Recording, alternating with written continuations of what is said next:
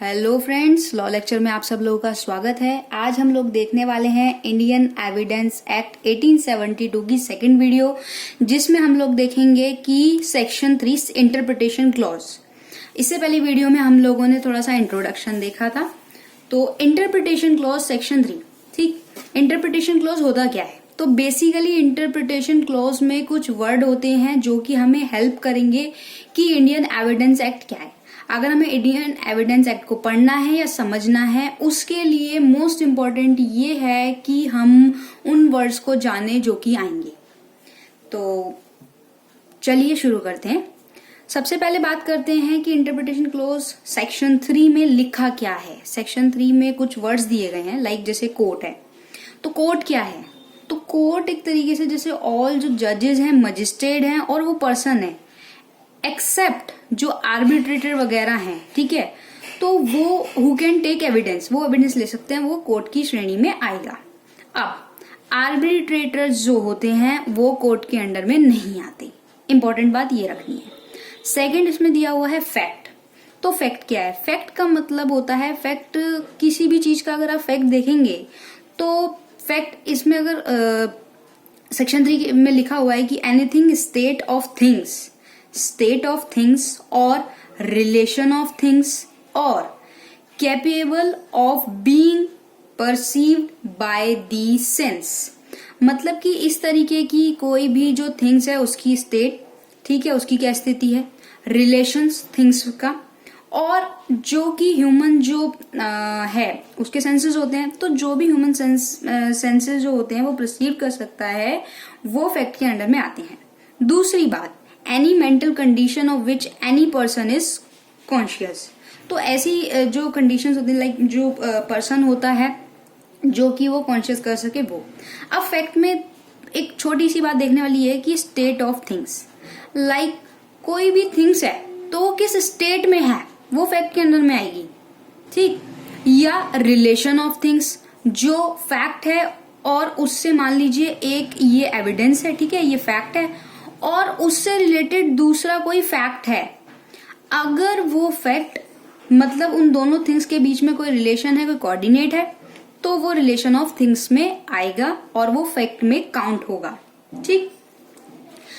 उसके बाद कोई पर्टिकुलर फैक्ट, ठीक है, किसी पर्टिकुलर फैक्ट को जो कंबाइन करते हैं वो, ठीक, और परसीव्ड कर सकते हैं सेंसेस से, वो फैक्ट के अंडर में ही आएगा। अब सेंसेस तो ह्यूमंस में ही होते हैं ना, चाहे वो छूना हो, देखना हो, तो वो फैक्ट के अंडर में ही आते हैं। उसके बाद बात करते हैं नेक्स्ट वर्ड जो कि है रिलेवेंट। रिलेवेंट क्या होता है भाई? रिलेवेंट ये होता है, रिलेवेंट इस तरीके से हम बोल सकते हैं कि one fact is said to be relevant to another when the one is connected with other is any of the ways referred to in the provision of the act relating to relevancy of fact। अब भाई उससे related हो, जैसे कहते हैं ना भाई इससे रिलेटेड बात करो या रिलेवेंट टॉपिक पे ही बात करो। तो मतलब क्या है कि भाई जो अगर फैक्ट ये है, आप उस फैक्ट के बेस पे ही बात करो, उस फैक्ट की ही बात करो, अनदर टॉपिक पे, अनदर फैक्ट पे बात नहीं करनी है, ठीक है। वो रिलेवेंसी फैक्ट नेक्स्ट वीडियो में हम लोग देखेंगे। नेक्स्ट वीडियो में ये टॉपिक भी आएगा, रिलेवेंसी ऑफ फैक्ट, ठीक है, 5th सेमेस्टर में ये इंपॉर्टेंट है, रिलेवेंसी ऑफ फैक्ट। उसके बाद क्या वर्ड दिया हुआ है? उसके बाद वर्ड दिया गया है फैक्ट इन इशू। इसके ऊपर भी प्रॉपर एक टॉपिक है, फैक्ट इन इशू के ऊपर, ठीक। फैक्ट इन इशू में क्या है? फैक्ट इन इशू में हम इसको एग्जाम्पल से समझते हैं बेसिकली, कि मान लीजिए ए नाम का कोई पर्सन है, ठीक है, एक्यूज, उसने बी का मर्डर कर दिया। अब ट्रायल चल रहा है। ऑब्वियसली बात है ना, फैक्ट इन इश्यूज का बेसिक अगर लैंग्वेज में बोलूं तो यही है कि भाई इशू क्या है, ठीक है, वो फैक्ट क्या है, इशू क्या है, किस बात का मुद्दा है, ठीक। तो अब अगर ए ने बी की डेथ कर दी, तो यहाँ पे भाई सीधी सी बात है ना, यहाँ पे दिख रहा है कि डेथ हुई है बी की, तो ये फैक्ट है कि भाई किसी चीज की होना, सर्टेनिटी एक तरीके से। अब यहाँ पे चाहे वो सडन प्रोवोकेशन में डेथ हुई है, चाहे कैसे हुई है, यहाँ पे एग्जाम्पल भी देख लेते हैं कि by doing the act which cause be death. कोई भी इस तरीके का एक्ट हुआ जिससे कि बी की डेथ हुई है। रीजन कुछ भी हो सकता है, चाहे वो अनसाउंड माइंड हो, उसने तब किया हो, या इनकेपेबल हो ऑफ नोइंग इट्स नेचर, उसे नहीं पता हो तब किया हो। तो भाई इशू तो ये हुआ ना कि डेथ तो हुई है, तो ये इस फैक्ट इन इशू में आएगा। ठीक, क्योंकि अगर कोई लोग हैं, दो लोग हैं, मान लीजिए ए है और बी है, वो लड़ाई कर रहे हैं, वो किसी मुद्दे पर, किसी बात पर लड़ाई कर रहे हैं, तो इशू तो है ना कोई इन दोनों के बीच में, चाहे मिसअंडरस्टैंडिंग हो सकती है, कोई भी रीजन हो सकता है, व्हाटएवर। तो वो जो इशू होता है वो फैक्ट इन इश्यूज में आता है। अब बात करते हैं डॉक्यूमेंट की। डॉक्यूमेंट दे रखा है।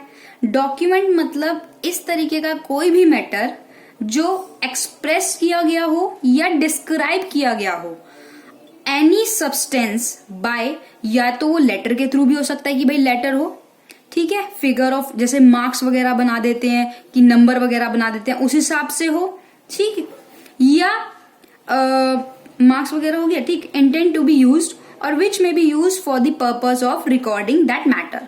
वो जो मतलब मैटर के लिए वो आप उसको रिकॉर्डिंग कर सकते हो, लाइक डीड हो गया, वो आपके डॉक्यूमेंट में ही आएगा। मैप्स हो गए, नेम प्लेट्स वगैरह हो गई, ये सब डॉक्यूमेंट में आता है। पेंटिंग वगैरह हो गई, या किसी शिला पर, किसी पत्थर पे जैसे नक्शाकारी कर देते हैं, बना देते हैं, तो वो सब डॉक्यूमेंट के अंदर में आएंगे। डॉक्यूमेंट ये नहीं कि आप पेपर को ही लेके माइंड में ये चलो कि हाँ भाई अगर पेपर वगैरह है तो वो भी डॉक्यूमेंट है, नहीं, ये सब भी डॉक्यूमेंट के अंडर में आते हैं। ठीक, नेक्स्ट वर्ड यहाँ पे दिया हुआ है एविडेंस। ये एविडेंस दिया हुआ है। एविडेंस में क्या, evidence means and include all statement which the court permit on required to be made before it by witnesses के through in relation to matter of fact under inquiry। तो as a inquiry क्या होगा, court क्या करेगी, या तो बुला लेगी, ठीक, या अंडर इंक्वायरी की भाई उसको परमिट कर देगी कि हाँ भाई ठीक है आप ये कर सकते हो। सेकंड दे रखा है एविडेंस में ही कि किस चीज को हम एविडेंस देखेंगे। All document include electronic record हो सकता है proceed for the inspection of the court. अब जैसे यहाँ पे एक छोटा सा एग्जांपल ले लेते हैं, जॉली LLB 2 सब लोगों ने देखी होगी। तो जॉली LLB 2 में क्या होता है, जब लास्ट में वो उसको पकड़ के लेके आता है, वो पंडित का भेष बना के रखता है ना, तो अब वो पंडित का भेष बना के रखता है, तो उसको वो ग्रांटेड करने के लिए वो परमिशन लेता है अक्षय कुमार उसमें। तो यही है कि भाई पहले परमिशन लेनी पड़ती है, बिना परमिशन के आप वो एविडेंस कोर्ट में प्रूफ नहीं कर सकते। भाई एज अ विटनेस ही तो वो उसी के मुंह से निकलवाता है ना, तो उस टाइम पे क्या है, तो वो उस टाइम पे परमिशन एट अ टाइम ले रहा है कि भाई आप परमिट कर दो, क्योंकि जो है ये बहुत मुश्किल से वो पकड़ के लेके आया। तो वो क्या, वो वहां पे वो जो विटनेस है उसके लिए भी पहले कोर्ट की परमिशन लेनी होती है कि मैं आपको ये जो विटनेसेस है ये दिखाएंगे। ठीक, अब एक और वर्ड है प्रूव्ड। प्रूव्ड क्या होता है, प्रूव्ड मतलब कि कोई चीज सिद्ध हो गई है, ठीक है, या तो कोर्ट उस पर बिलीव कर लेगा, either believe it to exist, कि भाई या तो बिलीव कर लेगा कि एग्जिस्ट करती है, और या फिर क्या करेगा, कंसिडर कर लेगा कि उसकी एग्जिस्टेंस है। ठीक है, प्रोबेबली यही होता है कि या कोई इस तरीके से मैन होगा यहाँ पे, तो वहां पे क्या है, दो ही चीजें होंगी उस सिचुएशन में, कि या तो बिलीव होगा कि भाई एग्जिस्ट करती है, या इस तरीके का कोई भी कंसीडर हो जाएगा कि हाँ भाई कोर्ट उसको कंसीडर कर लेगी कि उसकी एग्जिस्टेंस है, तो वो क्या होगा, वो प्रूव माना जाएगा। डिसप्रूव में क्या है, डिसप्रूव में ये चीज है कि fact is said to be, जो फैक्ट होगा या तो उसको फैक्ट को डिसप्रूव कर देंगे, ठीक है, या आफ्टर कंसिडरिंग द मैटर, जो भी बिफोर इट होगा, द कोर्ट आइदर यहाँ पे क्या करेगी, believe it does not exist, ये बिलीव कर लेगी, ये मान लेगी एग्जिस्ट ही नहीं करती, या ये कंसिडर कर लेगी कि ये नॉन एग्जिस्टेंस है।